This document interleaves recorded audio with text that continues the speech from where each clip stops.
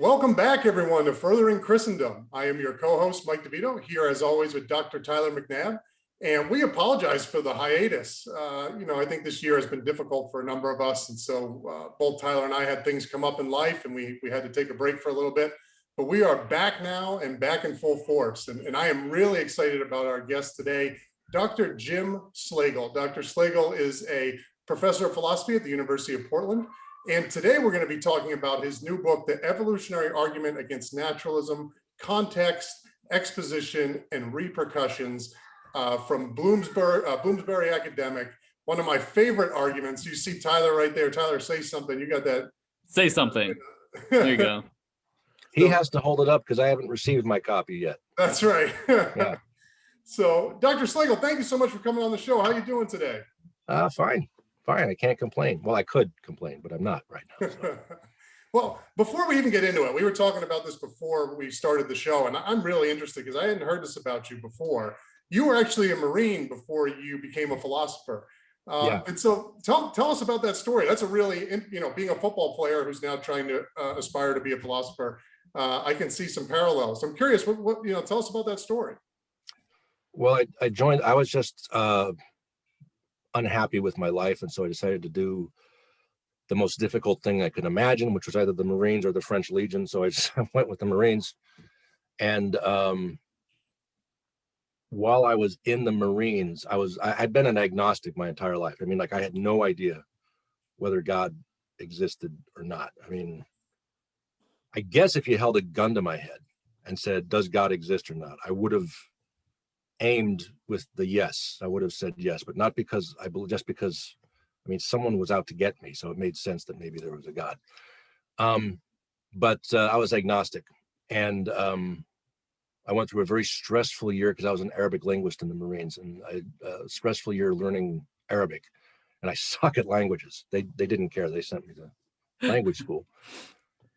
And I passed, to the surprise of everyone. And so the stress that had been on my shoulders, which I realized later was self-imposed, but I just had I used the phrase, a divine download. God just told me, I was eating in the chow hall, and I just had this overwhelming idea that was just, I carried you through the last year. And I was like, oh, okay, so I'm not an agnostic anymore. I believe God, I'm agnostic as to which religion is the case, if any, but I'm not agnostic about whether God exists. I believe in God now. Yay. And I started saying grace before eating, and that's the extent of my religious activities. Then I got stationed in a few other places. I went to Hawaii and at K-Bay, Kaneohe Bay.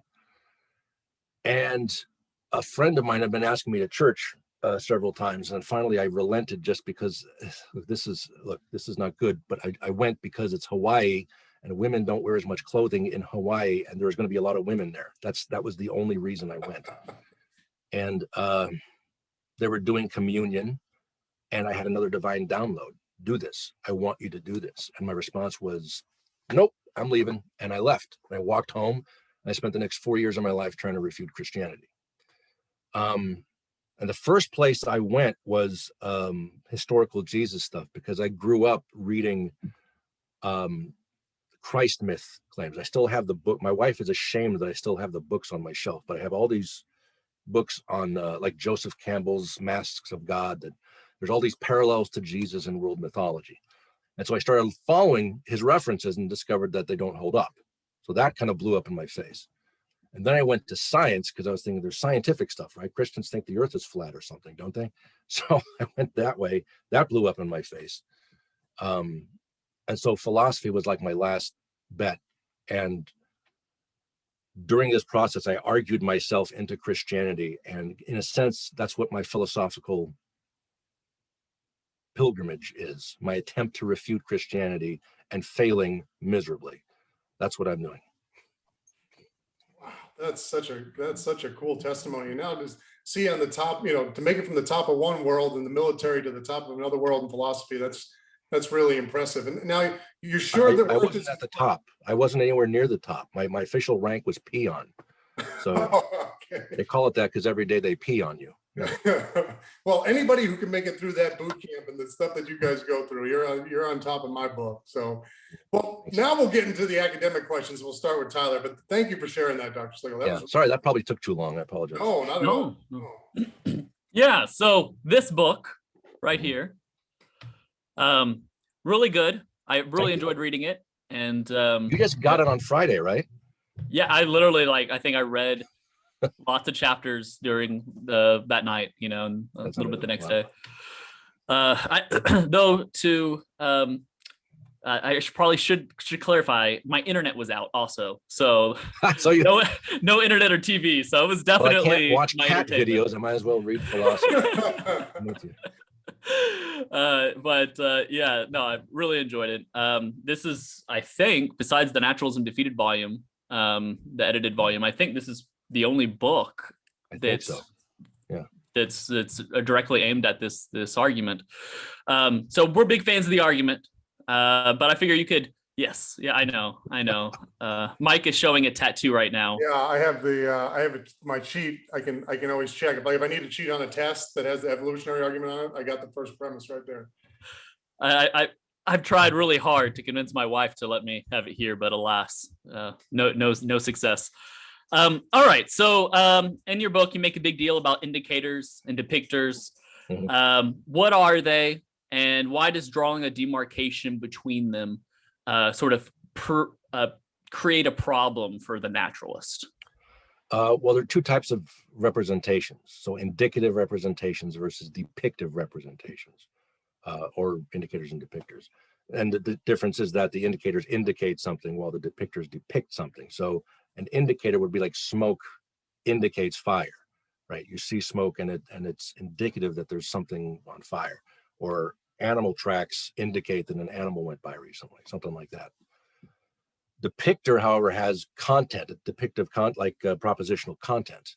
So like if the smoke was somehow formed into a proposition that said, help me, I'm on fire, that would be closer to a depictive content, assuming it happened intentionally. But so the point is that beliefs, in order for beliefs to be true or false, they have to be have propositional content. Otherwise, there's no true or falsity to them, and you can't criticize or accept or anything like that. So beliefs have depictive content. And so the problem then becomes with how do you explain this in naturalistic evolutionary terms? Because evolutionarily speaking, evolution would select accurate indicators. It would select your brain to have accurate indicators. It would select your heart to have, and your blood system to have accurate indicators about various things like how much oxygen is getting through, all this kind of stuff, saline content in your blood, whatever. So it would select the accurate indicators. But depictors, it wouldn't select belief content or a predisposition to form true belief content. There's no reason to think that, because as long as the indicators are in place, then you have no need to even have depictors. And if you do have them, they're not going to play a role in the evolutionary development. They could, if you believe the swallows have returned to Capistrano when you see a charging tiger and run away, well, that because your indicators indicate that this is happening and you run away. Well, if that's the belief, it doesn't matter what the belief is. You're still going to do this exact same thing. Right. No, that's helpful. So personally, I don't find reductive physicalism plausible whatsoever, like not even a little bit. My credence for thinking that it's false is like 1. Non-reductive materialism, though, I'm going to put on my sort of non-reductive materialist hat. What do you think the non-reductive materialist could say in response to this? What do you think the best sort of response is? I know in your book you talk about a nomological sort of response. I don't know if you want to hash that out here. Well, I think the best option is to say that depictive content supervenes on indicative content, which is reasonable. But specific depictive content has to supervene so that the indicators and depictors line up. So when an indicator indicates something, a depictor that is attached to that indicator, it depicts the same thing that the indicator indicates. So if you could find a naturalistic explanation for why that would be, then you're a long way towards getting out of this argument, I think. The problem is that there isn't one. I mean, they could be different. I mean, there's no reason to think that any connection, assuming there could be a connection between natural laws and I mean psychophysical laws connecting belief content to brain states. I mean, Donald Davidson says you can't even have laws doing this, but even if you had laws, they would be contingent. They could be different, and so you could have different belief contents supervening on the neural processes, and it's only the neural processes that guide the survival of the species. Yeah, and there's no way to know, right? In reference to whether those laws are are making sure that the particular neural events are matching up with the content, right? I mean, and there's no way to know this, given that the laws of nature or whatever these sorts of laws that are governing could be different, right? So I thought that was a nice move there. Yeah. Well, what about so Plantinga famously has this sort of witch response. Right. So the idea is that, here's the objection. Plantinga, we actually would have a good idea, a good reason to think that true beliefs would lead to survival, right? That the content would be relevant. It would need to be aimed at truth and so forth, because you can't have all these false beliefs and yet continue to survive and reproduce. And so Plantinga creates this like ingenious response where it's like, okay, well, let's say that these people perceive that everything is a witch, right? So in order to like drink this Propel, I wouldn't form the belief that like, oh, here's some water, flavored water, right? It'd be like, oh, this is some witch water, right? I need that witch water, right? Well, obviously that proposition is false, right? That this is witch water, right? But nonetheless, it could still aid me in survival, right? Because I would still drink it and so on and so forth. And then, of course, there's this whole sort of style objection. I think it might be fodder or someone like that responds to Plantinga and says, well, you would still believe that while this is a witch water, that's one false belief, that it's still nonetheless water, or you still need to drink it and so forth. And then Plantinga goes, why can't we just form these beliefs kind of in a phenomenologically simple way where we don't reflect on its entailments and so on and so forth? You have like a different approach, like a different way to think about this sort of response using dimensions. So I don't know if you care to inform us about that. I mean, the problem with his witch argument is just that people, they just think it's too fanciful and are just not willing to actually engage with it. I think, maybe I'm wrong, but it just seems like he says witch stuff and people just go whatever, and they just stop paying attention. And those still, but I think the issue with this is the coherence of our beliefs, because I was saying that beliefs could be belief content could be anything that supervenes, but we don't experience our belief contents being all over the place. We experience them as being coherent from one moment to the next and seeming to be connected to the world. We experience them that way, and I think that's what the objection to his first argument is. And then Plantinga proposes the witch argument to get around that, to kind of like piggyback on the system of beliefs we have by adding a false belief at like this definitional essential level that pollutes all other beliefs. And I say the problem with the witch argument is that it adds something false to our system of beliefs while leaving the world the same. And so what I try to do is take something true away from the world while leaving our system of beliefs the same, because then it's the same system of beliefs we have now, but the world is radically different. And so I just argued that what if you have two-dimensional beings who live in a two-dimensional universe, but who falsely believe they're three-dimensional beings in a three-dimensional universe, and what they perceive as a third dimension doesn't have to be what an actual third dimension would be. It could be whatever, but they think they're three-dimensional beings. So basically three-dimensional attaches to all their beliefs the same way witch attaches to all of Plantinga's beliefs, right? But since they're not three-dimensional, all of their beliefs would be false. And it's not in a trivial way that witches would be, because with witches, again, we're adding something that we just, whatever, it's still close enough. When you take away a dimension, it's not close enough anymore. You're saying almost all beliefs would be false because you're essentially saying, what was the example I used in the book? The three-dimensional cloud is blocking out the three-dimensional sun. But in a two-dimensional world, that would be not just trivially false, it would be radically incorrect.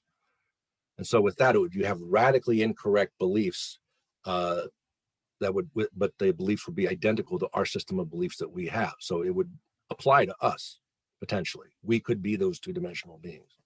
Yeah, and I think that's a really interesting thought experiment. I know in work in my me and Eric's World Religions volume, we tried to come up with the take beliefs that like eliminativists hate, like beliefs, free will, rights.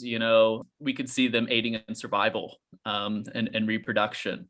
And so there's not only they could not only have the world radically wrong because two-dimensional, three-dimensional, two-dimensional creatures and three-dimensional perception, but it seems to me that even on their own sort of views that they discuss, when you look at evolutionary psychology and philosophy of mind and so forth, that there are very obvious vehicles that we could point to that would get the world wrong, but nonetheless would be obviously useful for survival and reproduction. I don't know if you care to give a thought on that.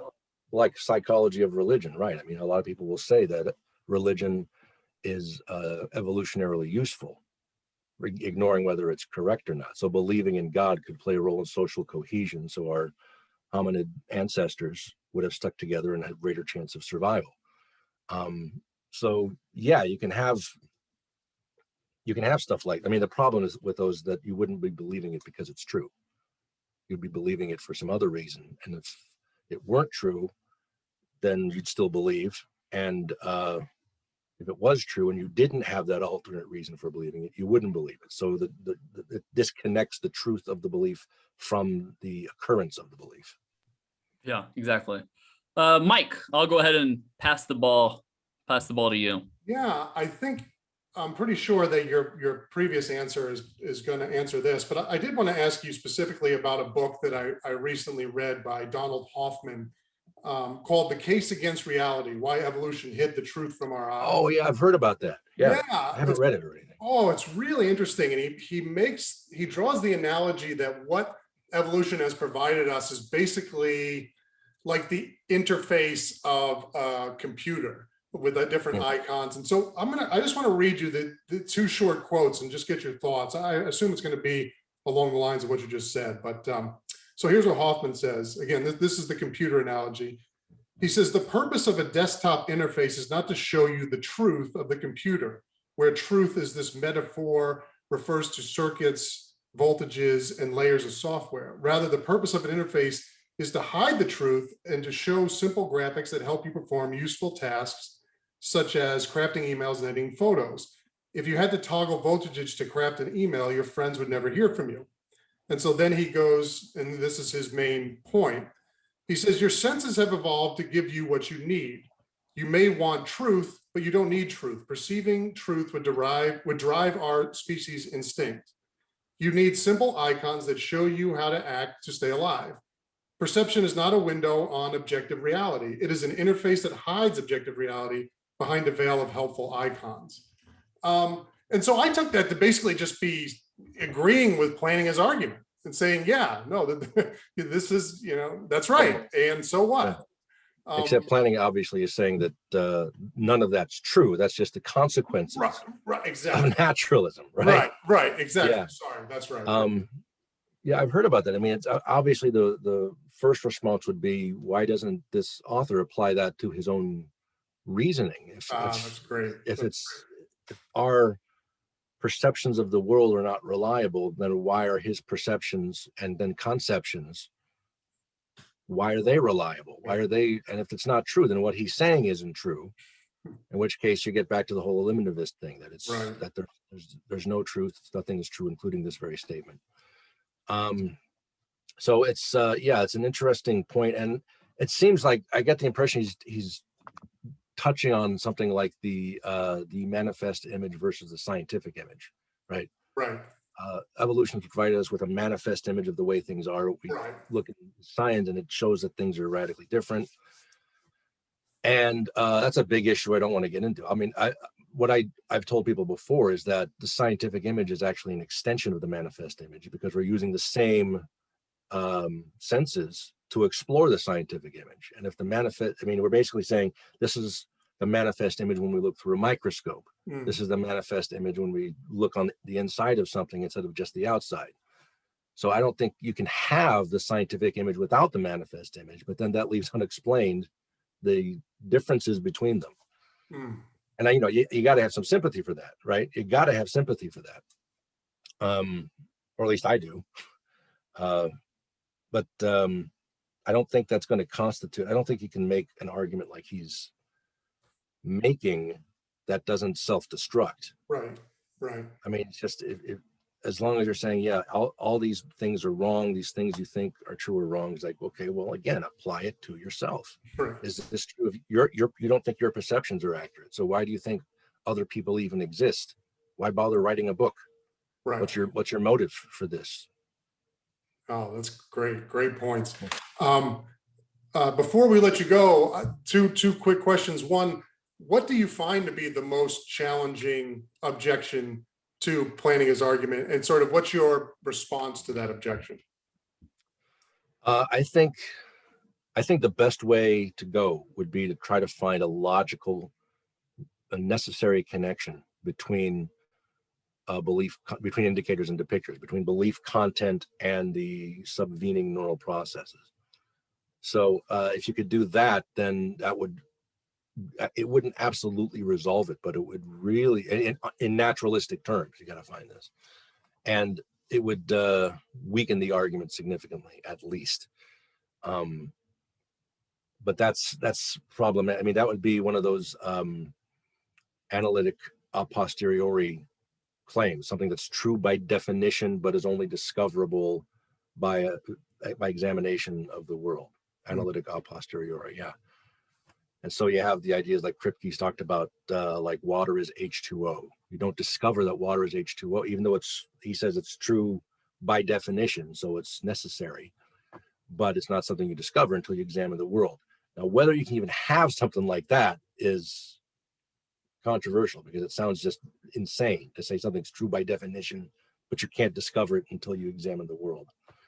But if you could say something like that about our belief contents, or that the processes that form our belief contents that are analytic a posteriori, so that there are connections between, that have to be the case between belief content and the underlying neural processes, but we don't know those. We have to discover them through scientific examination. If you could prove that, show that, that would go a long way. I don't have much hope for that, however. Yeah. But and it wouldn't completely resolve it, but I think it would go a long way. But there's no I mean, the problem is that just because, even if you grant that there are these analytic a posteriori truths, that doesn't give you the right to just apply that decal on everything you want, just because it doesn't let you believe what you want otherwise. Right. I mean, you have to have a reason for thinking it's this way, and the naturalist isn't providing a reason. He just doesn't want naturalism to be false. Oh, that's great. Yeah. Well, Dr. Slagle, thank you so much. Finally, what are you working Tyler's on? in deep thought there. Look at that. He hasn't moved in like 2 minutes. Tyler, did you have any follow-ups? No. Oh, okay, good. Dr. Slagle, before we let you go, what are you working on currently? What projects can we be expecting from you in the near future? Oh, projects. I don't know. I teach a course on science and religion, and I basically took my lecture notes for about half the class and just put it in book form. I don't think it's publishable because it's just really obnoxious. It's not something that a publisher would want. I don't know, maybe I'm wrong, but there's a lot of things in there that are just, like, I give false definitions of Greek terms or Latin terms, like mutatis mutandi. I have a footnote that says this is Latin for shut up and agree with me. Things like this. The first time I mention Aristotle, I have a footnote that says Aristotle rhymes with Chipotle. Things like this, So So it's not, I don't know if it's publishable, but but I'm also working on a few science and religion issues, but also a larger meta epistemological thing that I've just been kind of toying around with about what must be the case metaphysically in order for us to have knowledge, and whether we can go all the way to theism, and then if so, what kind of theism would we have to go to? Whether you can go with like Islam, whether Islam would be enough, or whether you'd have to do something, or whether some forms of Christianity are accurate on this basis.